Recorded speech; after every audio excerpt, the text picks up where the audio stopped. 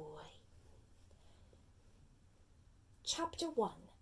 The Boy Who Lived. Mr. and Mrs. Dursley of No. 4 Privet Drive were proud to say that they were perfectly normal, thank you very much. They were the last people you'd expect to be involved in anything strange or mysterious, because they just didn't hold with such nonsense.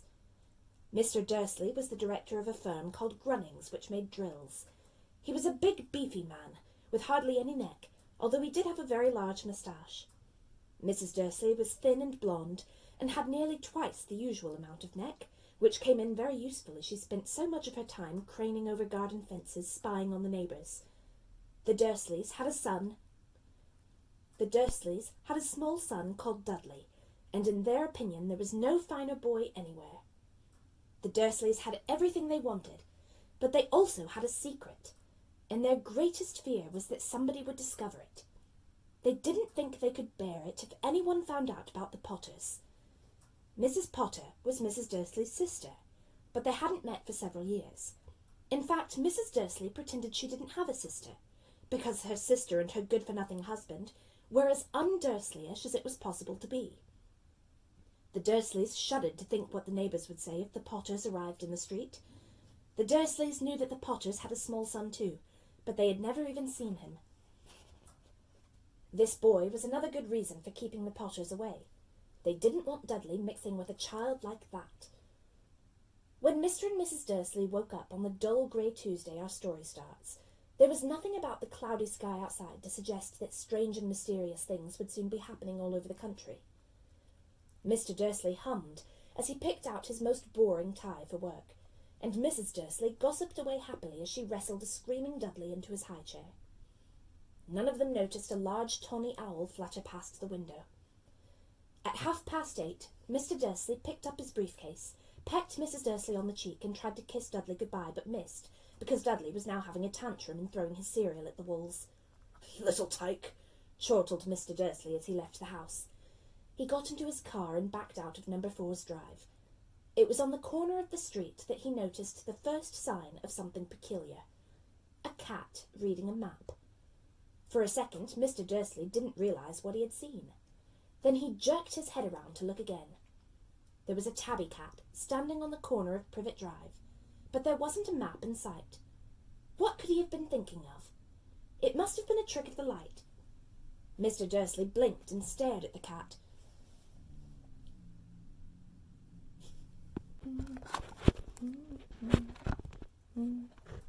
Good boy. Good boy. It's okay. Mr. Dursley blinked and stared at the cat. It stared back. As Mr. Dursley drove around the corner and up the road, he watched the cat in his mirror. It was now reading the sign that said Privet Drive. No, looking at the sign. Cats couldn't read maps or signs. Mr. Dursley gave himself a little shake and put the cat out of his mind. As he drove toward town, he thought of nothing except a large order of drills he was hoping to get that day. But on the edge of town, drills were driven out of his mind by something else. As he sat in the usual morning traffic jam, he couldn't help noticing that there seemed to be a lot of strangely dressed people about. People in cloaks. Mr. Dursley couldn't bear people who dressed in funny clothes. The get-ups you saw on young people. He supposed this was some stupid new fashion. He drummed his fingers on the steering wheel, and his eyes fell on a huddle of these weirdos standing quite close by. They were whispering excitedly together. Mr. Dursley was enraged to see that a couple of them weren't young at all. Why, that man had to be older than he was, and wearing an emerald green cloak. The nerve of him! But then it struck Mr. Dursley that this was probably some silly stunt. These people were obviously collecting for something. Yes, that would be it. The traffic moved on, and a few minutes later Mr. Dursley arrived in the Grunnings car park, his mind back on drills. Mr. Dursley always sat with his back to the window in his office on the 9th floor. If he hadn't, he might have found it harder to concentrate on drills that morning. He didn't see the owls swooping past in broad daylight, though people down in the street did. They pointed and gazed open-mouthed as owl after owl sped overhead. Most of them had never seen an owl even at night-time. Mr. Dursley, however, had a perfectly normal owl-free morning. He yelled at 5 different people. He made several important telephone calls and shouted a bit more. He was in a very good mood until lunchtime, when he thought he'd stretch his legs and walk across the road to buy himself a bun from the baker's opposite. He'd forgotten all about the people in cloaks until he passed a group of them next to the baker's. He eyed them angrily as he passed. He didn't know why, but they made him uneasy. This lot were whispering excitedly too, and he couldn't see a single collecting tin. It was on his way back past them, clutching a large doughnut in a bag, that he caught a few words of what they were saying. "The Potters, that's right! That's what I heard. Yes, their son Harry." Mr. Dursley stopped dead. Fear flooded him. He looked back at the whisperers as if he wanted to say something to them, but thought better of it. He dashed back across the road, hurried up to his office, snapped at his secretary not to disturb him, seized his telephone, and had almost finished dialing his home number when he changed his mind. He put the receiver back down and stroked his moustache, thinking. No, he was being stupid. Potter wasn't such an unusual name. He was sure there were lots of people called Potter who had a son called Harry. Come to think of it, he wasn't even sure his nephew was called Harry. He'd never even seen the boy. It might have been Harvey, or Harold. There was no point in worrying Mrs. Dursley. She always got so upset at any mention of his sister. Oops. She always got so upset at any mention of her sister. He didn't blame her, if he'd had a sister like that. But all the same, those people in cloaks. He found it a lot harder to concentrate on drills that afternoon, and when he left the building at 5 o'clock he was still so worried that he walked straight into someone just outside the door. "Sorry," he grunted as the tiny old man stumbled and almost fell. It was a few seconds before Mr. Dursley realised that the man was wearing a violet cloak. He didn't seem at all upset at almost being knocked to the ground. On the contrary, his face split into a wide smile, and he said in a squeaky voice that made passers-by stare, "Don't be sorry, my dear sir, for nothing could upset me today. Rejoice, for you know who has gone at last. Even muggles like yourself should be celebrating this happy, happy day." And the old man hugged Mr. Dursley around the middle and walked off.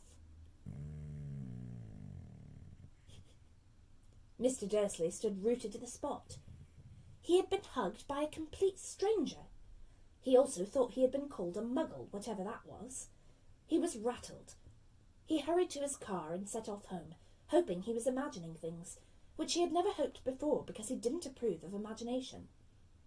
As he pulled into the driveway of number 4, the first thing he saw, and it didn't improve his mood, was the tabby cat he'd spotted that morning. It was now sitting on his garden wall. He was sure it was the same one. It had the same markings around its eyes. "Shoo!" said Mr. Dursley loudly. The cat didn't move. It just gave him a stern look. Was this normal cat behaviour, Mr. Dursley wondered. Trying to pull himself together, he let himself into the house. He was still determined not to mention anything to his wife. Mrs. Dursley had had a nice, normal day. She told him over dinner all about Mrs. Nextdoor's problems with her daughter and how Dudley had learnt a new word, shan't. Mr. Dursley tried to act normally. When Dudley had been put to bed, he went into the living room in time to catch the last report on the evening news. "And finally, bird watchers everywhere have been reporting that the nation's owls have been behaving very unusually today. Although owls normally hunt at night and are hardly ever seen in daylight, there have been hundreds of sightings of these birds flying in every direction since sunrise. Experts are unable to explain why the owls have suddenly changed their sleeping pattern." The newsreader allowed himself a grin. "Most mysterious. And now over to Jim McGuffin with the weather. Going to be any more showers of owls tonight, Jim?" "Well, Ted," said the weatherman, "I don't know about that, but it's not only the owls that have been acting oddly today. Viewers as far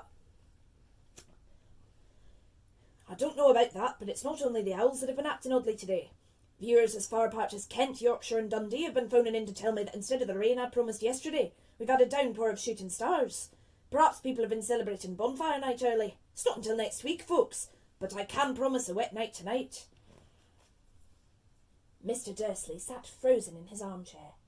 Shooting stars all over Britain. Owls flying by daylight. Mysterious people in cloaks all over the place. And a whisper about the Potters. Mrs. Dursley came into the living room carrying 2 cups of tea. It was no good. He'd have to say something to her. He cleared his throat nervously. Petunia, dear, you haven't heard from your sister lately, have you?" As he had expected, Mrs. Dursley looked shocked and angry. After all, they normally pretended she didn't have a sister. "No," she said sharply. "Why?" "Funny stuff on the news," Mr. Dursley mumbled. "Owls, shooting stars. There are a lot of funny-looking people in town today." "So?" snapped Mrs. Dursley. "Well, I just thought maybe it was something to do with, her lot." Mrs. Dursley sipped her tea through pursed lips. Mr. Dursley wondered whether he dared tell her he'd heard the name Potter. He decided he didn't dare. Instead, he said as casually as he could, "Their son. He'd be about Dudley's age now, wouldn't he?" "I suppose so," said Mrs. Dursley stiffly. "What's his name again? Howard, isn't it?" "Harry. Nasty common name, if you ask me." "Oh, yes," said Mr. Dursley, his heart sinking horribly. "Yes, I quite agree." He didn't say another word on the subject as they went upstairs to bed. While Mrs. Dursley was in the bathroom, Mr. Dursley crept to the bedroom window and peered down into the front garden. The cat was still there. It was staring down Privet Drive as though it was waiting for something. Was he imagining things? Could all this have anything to do with the Potters? If it did, if it got out that they were related to a pair of... Well, he didn't think he could bear it. The Dursleys got into bed. Mrs. Dursley fell asleep quickly, but Mr. Dursley lay awake, turning it all over in his mind. His last comforting thought before he fell asleep was that even if the Potters were involved, there was no reason for them to come near him and Mrs. Dursley. The Potters knew very well what he and Petunia thought about them and their kind. He couldn't see how he and Petunia could get mixed up in anything that might be going on. He yawned and turned over. It couldn't affect them. How very wrong he was. Mr. Dursley might have been drifting into an uneasy sleep, but the cat on the wall outside was showing no sign of sleepiness. It was sitting as still as a statue, its eyes fixed unblinkingly on the far corner of Privet Drive. It didn't so much as quiver when a car door slammed in the next street, nor when two owls swooped overhead. In fact, it was nearly midnight before the cat moved at all. A man appeared on the corner the cat had been watching. Appeared so suddenly and silently you'd have thought he'd just popped out of the ground. The cat's tail twitched and its eyes narrowed. Nothing like this man had ever been seen in Privet Drive. He was tall, thin, and very old, judging by the silver of his hair and beard, which were both long enough to tuck into his belt. He was wearing long robes, a purple cloak which swept the ground, and high-heeled buckled boots. His blue eyes were light, bright, and sparkling behind half-moon spectacles, and his nose was very long and crooked, as though it had been broken at least twice. This man's name was Albus Dumbledore. Albus Dumbledore didn't seem to realise that he had just arrived in a street where everything from his name to his boots was unwelcome. He was busy rummaging in his cloak, looking for something. But he did seem to realise he was being watched, because he looked up suddenly at the cat, which was still staring at him from the other end of the street. For some reason, the sight of the cat seemed to amuse him. He chuckled and muttered, "I should have known." He had found what he was looking for in his inside pocket. It seemed to be a silver cigarette lighter. He flicked it open, held it up in the air, and clicked it. The nearest street lamp went out with a little pop. He clicked it again. The next lamp flickered into darkness. 12 times he clicked the put-outer, until the only lights left in the whole street were 2 tiny pinpricks in the distance, which were the eyes of the cat watching him. If anyone looked out of their window now, even beady-eyed Mrs. Dursley, they wouldn't be able to see anything that was happening down on the pavement. Dumbledore slipped the put-outer back inside his cloak and set off down the street towards number 4, where he sat down on the wall next to the cat. He didn't look at it, but after a moment he spoke to it. "Fancy seeing you here, Professor McGonagall." He turned to smile at the tabby, but it had gone. Instead, he was smiling at a rather severe-looking woman, who was wearing square glasses exactly the shape of the markings the cat had had around its eyes. She too was wearing a cloak, an emerald one. Her black hair was drawn into a tight bun. She looked distinctly ruffled. "How did you know it was me?" she asked. "My dear Professor, I've never seen a cat sit so stiffly." "You'd be stiff if you'd been sitting on a brick wall all day. said Professor McGonagall. All day, when you could have been celebrating. I must have passed a dozen feasts and parties on my way here. Professor McGonagall sniffed angrily. Oh, yes, everyone's celebrating all right, she said impatiently. You'd think they'd be a bit more careful, but no, even the Muggles have noticed something's going on. It was on their news. She jerked her head back at the Dursleys' dark living-room window. I heard it! Flocks of owls, shooting stars. Well, they're not completely stupid. They were bound to notice something. Shooting stars down in Kent. I'll bet that was Daedalus Diggle. He never had much sense. You can't blame them, said Dumbledore gently. We've had precious little to celebrate for 11 years. I know that, said Professor McGonagall irritably. But that's no reason to lose our heads. People are being downright careless out on the streets in broad daylight, not even dressed in Muggle clothes, swapping rumours. She threw a sharp sideways glance at Dumbledore here, as though hoping he was going to tell her something, but he didn't, so she went on. A fine thing it would be if on the very day you-know-who seems to have disappeared at last, the Muggles found out about us all. I suppose he really has gone, Dumbledore. It certainly seems so, said Dumbledore. We have much to be thankful for. Would you care for a sherbet lemon? A what? A sherbet lemon. They're a kind of Muggle sweet I'm rather fond of. No, thank you, said Professor McGonagall coldly, as though she didn't think this was the moment for sherbet lemons. As I say, even if you-know-who has gone. My dear Professor, surely a sensible person like yourself can call him by his name. All this you-know-who nonsense.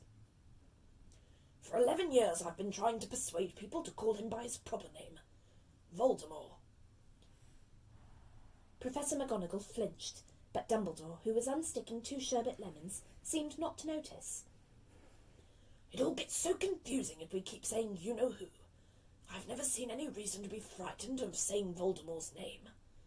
I know you haven't, said Professor McGonagall, sounding half exasperated, half admiring. But you're different. Everyone knows you're the only one, you know. Oh, all right. Voldemort was frightened of. You flatter me, said Dumbledore calmly. Voldemort had powers I never will have. Oh, pardon me, Clark. Voldemort had powers I will never have. Only because you're too, well, noble to use them. It's lucky it's dark. I haven't blushed so much since Madame Pomfrey told me she liked my new earmuffs. Professor McGonagall shot a sharp look at Dumbledore and said, The owls are nothing to the rumours that are flying around. You know what everyone's saying, about why he's disappeared, about what finally stopped him. It seemed that Professor McGonagall had reached the point she was most anxious to discuss, the real reason she had been waiting on a cold, hard wall all day. For neither as a cat nor as a woman had she fixed Dumbledore with such a piercing stare as she did now. It was plain that whatever everyone was saying, she was not going to believe it until Dumbledore told her it was true. Dumbledore, however, was choosing another sherbet lemon and did not answer. What they're saying, she pressed on, is that last night Voldemort turned up in Godric's Hollow. He went to find the Potters. The rumour is that Lily and James Potter that they're dead. Dumbledore bowed his head. Professor McGonagall gasped. Lily and James! I can't believe it! I didn't want to believe it! Oh, Albus! Dumbledore reached out and patted her on the shoulder. I know, he said heavily. Professor McGonagall's voice trembled as she went on. That's not all. They're saying he tried to kill the Potter's son, Harry, but he couldn't. He couldn't kill that little boy. No one knows why or how, but they're saying that when he couldn't kill Harry Potter, Voldemort's powers somehow broke. And that's why he's gone. Dumbledore nodded glumly. It's true, faltered Professor McGonagall. After all he's done, all the people he's killed, he couldn't kill a little boy. It's just astounding. Of all the things to stop him. But how in the the name of heaven did Harry survive?" "We can only guess," said Dumbledore. "We may never know."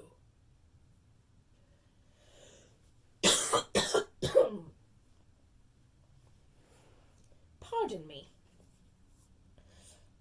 Professor McGonagall pulled out a lace handkerchief and dabbed at her eyes beneath her spectacles.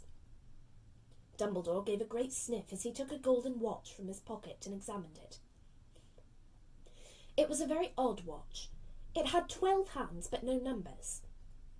Instead, little planets were moving around the edge. It must have made sense to Dumbledore, though, because he put it back in his pocket and said, "Hagrid's late. I suppose it was he who told you I'd be here, by the way?" "Yes," said Professor McGonagall. "And I don't suppose you're going to tell me why you're here, of all places." "I've come to bring Harry to his aunt and uncle. They're the only family he has now." You can't mean the people who live here," cried Professor McGonagall, jumping to her feet and pointing at number 4. "Dumbledore, you can't! I've been watching them all day. You couldn't find 2 people who are less like us. And they've got this son. I saw him kicking his mother all the way up the street, screaming for sweets. Harry Potter, come and live here." "It's the best place for him," said Dumbledore firmly. "His aunt and uncle will be able to explain everything when he's older. I've written them a letter."